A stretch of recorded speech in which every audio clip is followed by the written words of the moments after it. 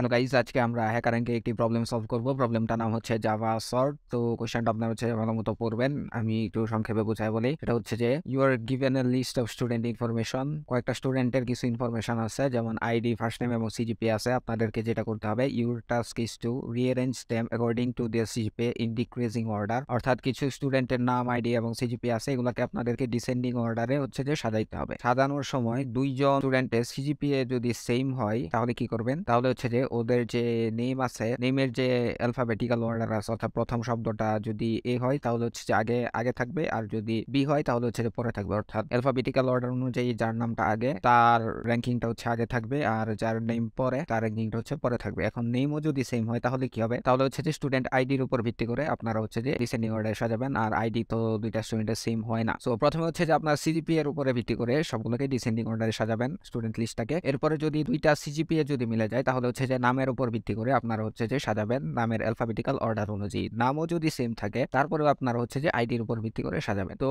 ওরা এখানে একটা হিন্ট দিয়ে দিচ্ছে, দেখেন, you can use comparators to sort a list of objects. Comparator use করতে পারেন। কম্পারেটর সম্পর্কে জানতে হলে দেখেন এখানে ব্লু কালারের একটা ওরাকল ডক্স আছে, এখানে রাইট বাটনে ক্লিক করে open link in new tab দিবেন। তো এখানে হচ্ছে যে এই যে কিভাবে সর্ট করতে হয়, কালেকশনস ডট সর্ট ইউজ করে এইগুলো হচ্ছে যে আপনারা জানতে পারবেন। এই কালেকশনস ডট সর্টটা আমরা ইউজ করব, এটা এখান থেকে আমরা হচ্ছে কপি করে নিচ্ছি। তো ওরা দেখেন সবগুলা কোড হচ্ছে দিয়ে দিছে, এখানে কনস্ট্রাক্টর ইউজ করছে, গেট আইডি, গেট সিজিপিএ, সবগুলো হচ্ছে ডাটা পাস করছে, ভেরিয়েবল ডিক্লেয়ার করছে। এখানে হচ্ছে যে স্টুডেন্ট নামে একটা ক্লাস আছে, তো স্টুডেন্ট ক্লাসের কাজটা এখানে করছে। আর মেইন মেথডে হচ্ছে যে এই দেখেন টেস্ট কেস মাইনাস মাইনাস করছে, আগে টেস্ট কেস নিছিল, এই যে ওয়াইল লুপ চালাইছে, এরপর টেস্ট কেস মাইনাস মাইনাস করছে একটা একটা করে, আর লাস্টের দিকটা হচ্ছে যে প্রিন্ট করে দিছে। তো সবকিছু ওরা করে দিছে। আপনাদেরকে যেটা করতে হবে, এই যে লিস্টটা আছে এটা হচ্ছে যে আপনাদেরকে সর্ট করতে হবে। তো সর্ট করার জন্য আমরা যেটা করব, এই টেস্ট কেস মাইনাস মাইনাসের পরে সেকেন্ড ব্র্যাকেট আছে, দেখেন এটা নিচে আমরা ফর লুপের আগে যেটা করব, সর্ট করব আর কি, এই লিস্টটাকে সর্ট করে ফেলবো। তো ফরের আগে আপনারা এই যে দেখেন কালেকশনস ডট সর্ট এটা ইউজ করবেন। এখান থেকে আমরা হচ্ছে যে আবারও কপি করে নিচ্ছি, কপি করে আমরা হচ্ছে যে পেস্ট করে দিলাম। সো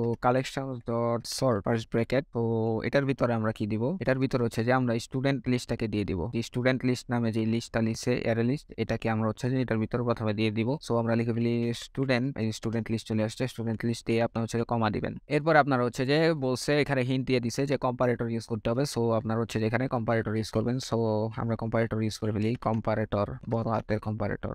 এই যে কম্পারেটর, কম্পারেটর কি করবে, ডট কম্পেয়ারিং করবে। কম্পারেটর কিসের উপর ভিত্তি করে কম্পেয়ারিং করবে? তো এটা হচ্ছে যে আমরা প্রথমে সিজিপিএ এর উপরে ভিত্তি করে কম্পেয়ার করব। তো সিজিপিএ টা কোথায় আছে আমরা একটু দেখি। এই ইনফরমেশন গুলো আছে হচ্ছে স্টুডেন্ট ক্লাসের মধ্যে। তো আমরা আগে ক্লাসের নামটা লিখবো। তো যেটা করব, স্টুডেন্ট ক্লাসের ভ্যালুটার উপরে ভিত্তি করে আমরা হচ্ছে কম্পেয়ার করবো, সেটা হচ্ছে সিজিপিএ। সো দুইটা আপনারা কোলন দিবেন, কোলন দিয়ে লিখবেন হচ্ছে সিজিপিএ। সো সিজিপিএ টা কোথায় আছে আমরা একটু দেখি, এই যে গেট সিজিপিএ। সো আপনারা হচ্ছে যে লিখে দিবেন স্টুডেন্ট, এরপর ডাবল কোলন, এরপর হচ্ছে যে গেট, এই দেখেন গেট লিখলে সিজিপিএ চলে আসছে। তো আমরা তো হচ্ছে সিজিপিএ এর উপরে ভিত্তি করে এটাকে কম্পেয়ার করলাম, কিন্তু এটাকে হচ্ছে যে ডিসেন্ডিং অর্ডারে সাজাইতে হবে। তো ডিসেন্ডিং অর্ডার মানে হচ্ছে উল্টা দিক থেকে, তাহলে আমরা এটাকে রিভার্স করে দেবো। এই দেখেন ডট দিলে রিভার্স চলে আসছে, এই যে ডট রিভার্স। এতক্ষণ ছিল হচ্ছে অ্যাসেন্ডিং অর্ডার, আমরা রিভার্স করার পরে এটা ডিসেন্ডিং অর্ডার হয়ে গেছে। এখন কথা হলো যে সিজিপিএ এর উপরে ভিত্তি করে আমরা যদি সবগুলো সাজাইতে না পারি, মানে দুইটা সিজিপিএ যদি সেম হয়, তাহলে হচ্ছে যে নেমের উপরে ভিত্তি করে সাজাবো। তাহলে আপনারা যেটা করবেন যে এখানে লিখবেন ডট দেন কম্পেয়ারিং,